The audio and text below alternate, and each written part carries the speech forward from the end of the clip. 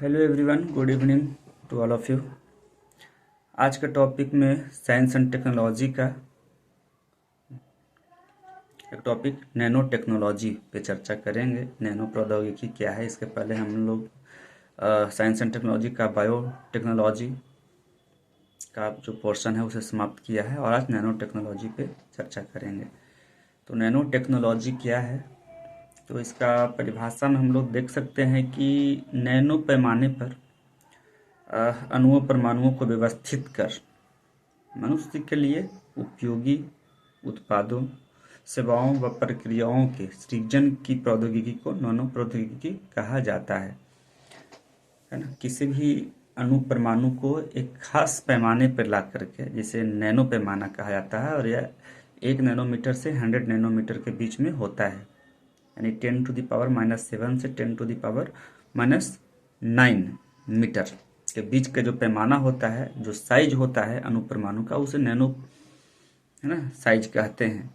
और इस साइज पे जो सामान्य पैमाने पे अणु परमाणु होते हैं, वो इस साइज पे आने के बाद उनका भौतिक और रासायनिक गुण दोनों ही बदल जाते हैं।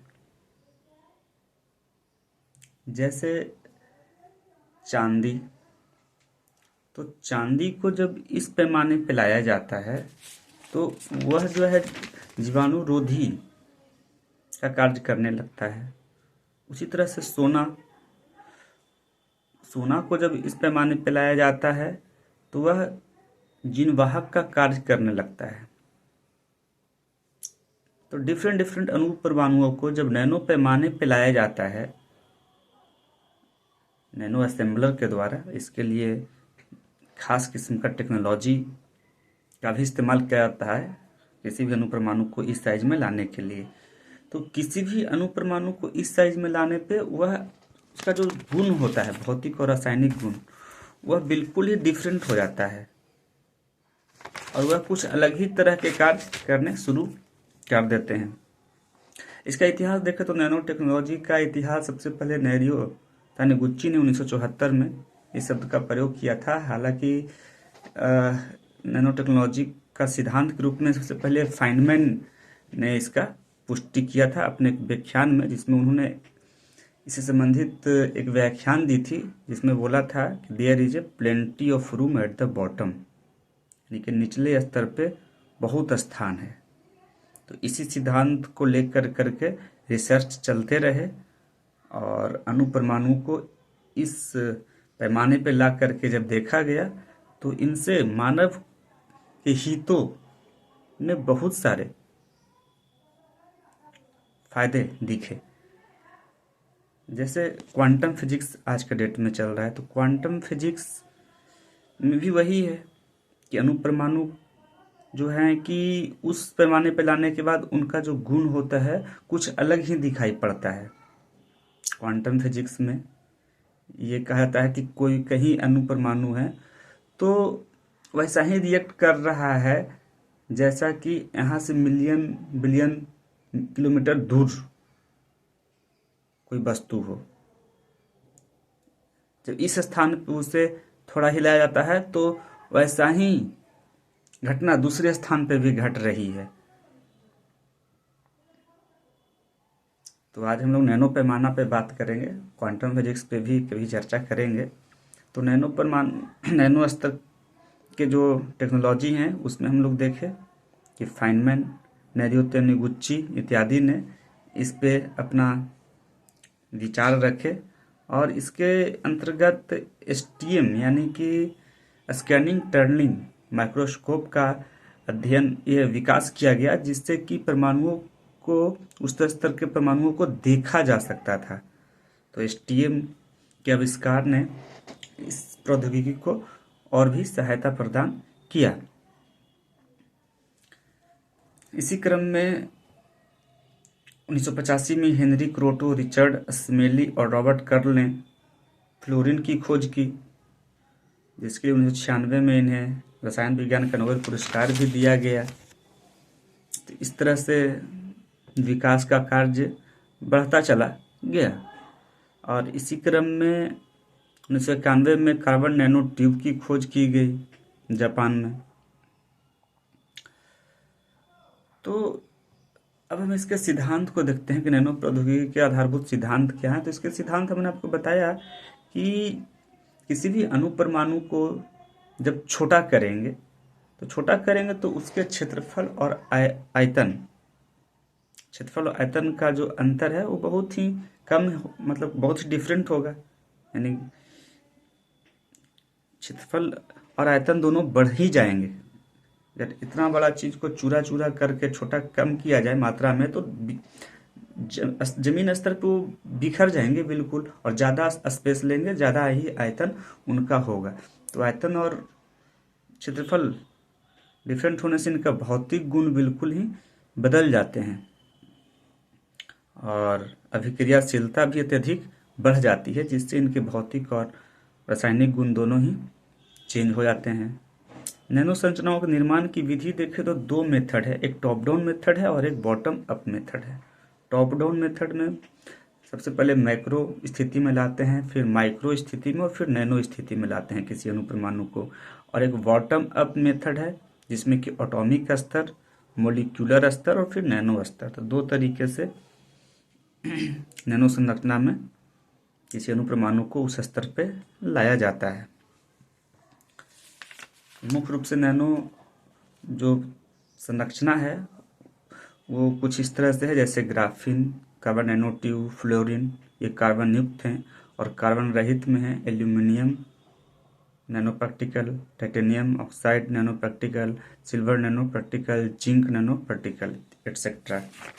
अब हम इनके अनुप्रयोग को देखेंगे तो स्वास्थ्य के क्षेत्र में इनके अनुप्रयोग बहुत ही ज़्यादा हैं नैनो टेक्नोलॉजी का, क्योंकि हमारे शरीर के जो कोशिका हैं वो कहीं ना कहीं नैनो स्तर पे ही कार्य करते हैं। तो नैनो टेक्नोलॉजी के द्वारा कुछ ऐसे संरचना का निर्माण किया गया जो ब्लड के साथ परिवहनशील होकर के, और जहाँ पे बॉडी में कोई समस्या है तो वहाँ पे जाकर के समाधान कर देंगे, जिसे नैनोलीटर्स कहते हैं, हाइडेक्टर कहते हैं, लेपॉन चिप्स कहते हैं, डेंड्राइटर्स कहा जाता है। तो ये ऐसे साधन हैं जो रक्त के साथ परिवहनशील हैं और रोगों को ये पता लगाते हैं रक्त के साथ बॉडी में परिवहन कर करके। तो इस तरह से चिकित्सा के क्षेत्र में ये उपयोगी हैं। हाइडेक्टर जो हैं वो ऐसे नैनो संवेदक हैं जो उत्पन्न होने वाले प्रोटीन से जोड़ करके, कोई भी बीमारी उत्पन्न होता है तो उनके प्रोटीन से जोड़ करके और रोगों की पुष्टि करते हैं, और इनके द्वारा अल्जाइमर, पार्किंसन, HIV, कैंसर जैसे रोगों को प्रारंभिक अवस्था में पहचान की जाती है। इनके लिए क्वांटम डॉट्स का प्रयोग किए जाते हैं। इसके अतिरिक्त रोग उपचार के लिए लक्षित दवा आपूर्ति, ऊतक अभियांत्रिकी आदि के माध्यम से अभूतपूर्व लाभ प्राप्त किए जा रहे हैं। लक्षित दवा आपूर्ति इसके द्वारा है कि दवाओं को मात्रात्मक उपयोग, जैसे जो समस्या है उसी अनुसार दवा दिया जाएगा। लक्षित दवा आपूर्ति, अभी हम लोग एक पूरे पिल्स खा जाते हैं और कितने दवा, तो यहाँ पे मात्रात्मक डोज में कमी लाएगी नैनो टेक्नोलॉजी के द्वारा। फिर है प्रभावशीलता में वृद्धि, क्योंकि जो बीमारी है सीधे उसी पे वो दवा का असर होगा, तो इसकी प्रभावशीलता जो है वो बढ़ेंगे।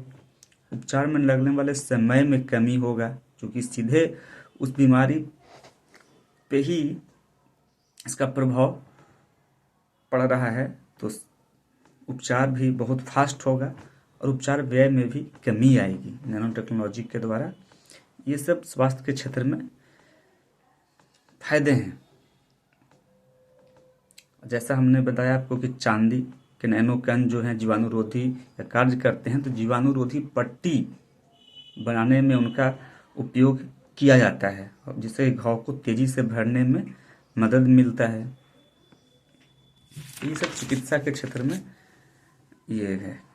उसी तरह से जीन थेरेपी या जीन गन में सोने के नैनो कणों का प्रयोग जीनवाहक के रूप में किया जाता है। तो जीन थेरेपी में भी नैनो टेक्नोलॉजी का इस्तेमाल किया जाता है। उसी तरह से कृषि तथा खाद्य प्रसंस्करण के क्षेत्र में भी इसका काफ़ी ज़्यादा उपयोग है ना। जैसे nano urea liquid, nano copper liquid, nano zinc इत्यादि ऐसे उर्वरक हैं जो कम मात्रा में भी इस्तेमाल करने पे बिना भूमि को क्षति पहुंचाए, है ना, खाद्य सुरक्षा करते हुए और कम मात्रा में और अधिक फायदे पहुंचाते हैं, जिनका रेट भी कम होता है, सस्ता पड़ता है।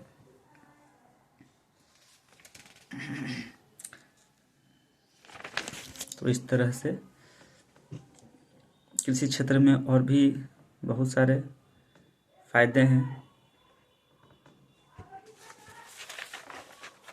उसी तरह से ऊर्जा क्षेत्र में अगर देखें तो जो सामान्य बैटरियां होती है उसकी एक लिमिट क्षमता है, उससे अधिक क्षमता बनाने पे उसमें विस्फोट होने की संभावना बनी रहती है। तो यहाँ पे hydrogen fuel cell, solar cell तथा नैनोग्राफिन बैटरी के रूप में नैनो प्रौद्योगिकी का प्रयोग किया जा रहा है, जिससे कि ऊर्जा क्षेत्र में काफ़ी विकास होने की संभावना इससे बनी हुई है, जिसका उपयोग इलेक्ट्रॉनिक वाहनों में किया जा रहा है, जिससे कि लागत में भी कमी आएगी और क्षमता में भी सुधार आएगी।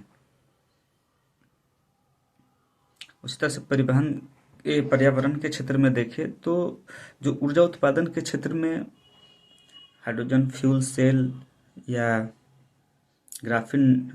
नैनोग्राफिन बैटरी का उपयोग हो रहा है, तो ये पर्यावरण के क्षेत्र में भी इससे फायदे हैं, क्योंकि इन बैटरियों से पर्यावरण में किसी तरह का पोल्यूशन नहीं होगा, तो पर्यावरण के क्षेत्र में इस तरह से फायदे आएंगे। उसी तरह से जल का शुद्धिकरण करने में भी नैनो फिल्टर का विकास किया जा रहा है, जिससे कि जल का शुद्धिकरण किया जाएगा।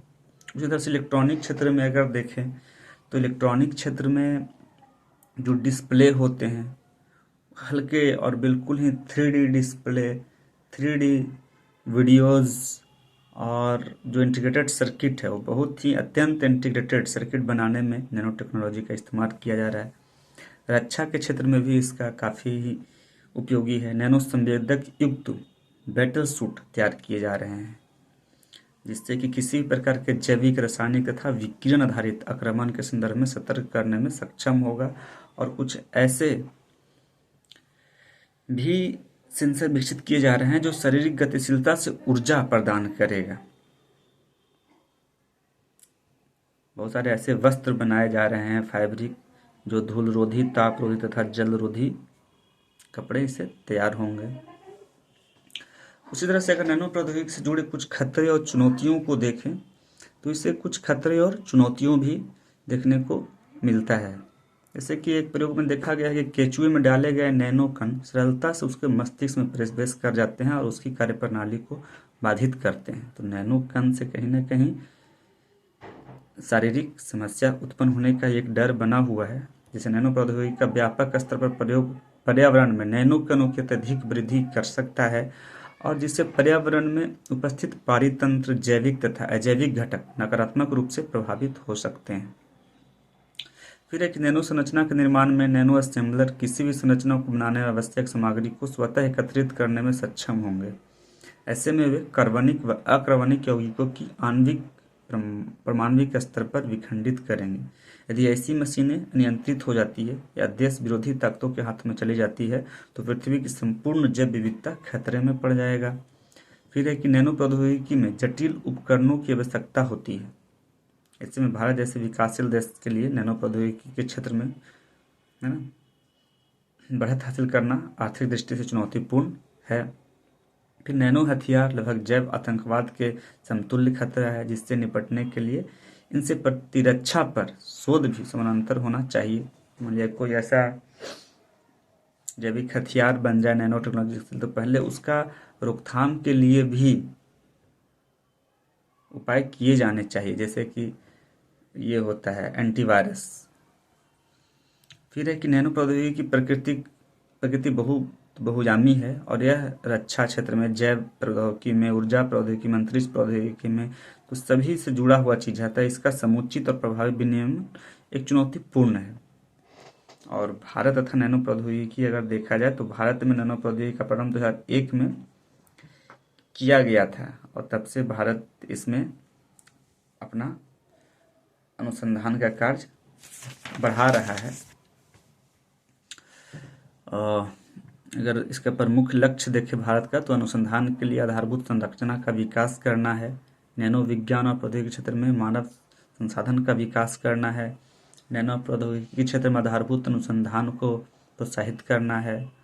तो मेनली है कि विकास का कार्य करना, और इससे जो सभी क्षेत्र में इसके जो बेनिफिट्स हैं उसको प्राप्त करना एक भारत का मुख्य लक्ष्य है, कि किसी भी क्षेत्र में भारत किसी अन्य देश से पीछे न रहे। और चूँकि नैनो टेक्नोलॉजी का सभी क्षेत्र में बहुआयामी बेनिफिट्स हैं, अगर इसको लिमिट्स को कम करने का साधन प्राप्त हो जाए तो जाहिर है कि ये जो आज की चुनौती हैं, चाहे वो फूड से संबंधित जनसंख्या, जो बढ़ती जनसंख्या को जो खाद्य सुरक्षा है, तो उस तरह के समस्याओं को निराकरण करने में, जिस तरह से ऊर्जा के क्षेत्र में प्रदूषण एक समस्या है, तो उससे उसकी समस्या को समाधान करने में, या चिकित्सा के क्षेत्र में जो महंगे चिकित्सा और असामयिक घटना घट जाते हैं, तो उस क्षेत्र में इसका बहुआयामी प्रयोग है। रक्षा के क्षेत्र में तो इसके बेनिफिट्स को देखते हुए भारत भी अपना हर तरह से शक्ति इस क्षेत्र में लगा रही है, और इसके जो फायदे हैं उसको प्राप्त करने में बहुत ही प्राप्त कर रही है। तो आज के लिए बस इतना ही, फिर मिलते हैं किसी दूसरे टॉपिक के साथ। धन्यवाद।